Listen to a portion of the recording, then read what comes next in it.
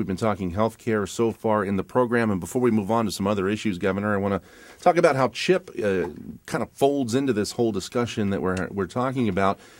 Because I think a lot of people were concerned about CHIP as all of the talk was going on about health exchanges and Medicaid, potential Medicaid expansion.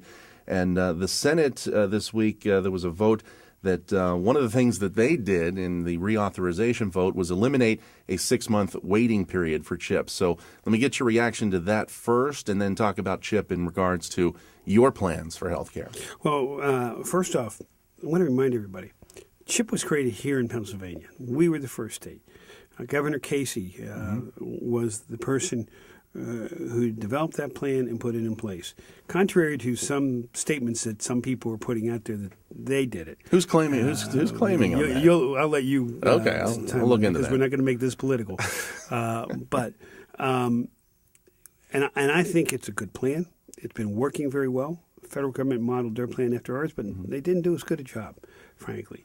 And right now, under the Affordable Care Act, the states are supposed to get out of their own CHIP program and move it over into a federal program. That could require the distinct possibility of children losing their one doctor, getting a whole new doctor. And as you know, pediatricians and the doctors that children go to, they build a relationship. And we don't see any reason to do that. Especially the parents get an attachment to a doctor, too. Especially the parents. Yeah.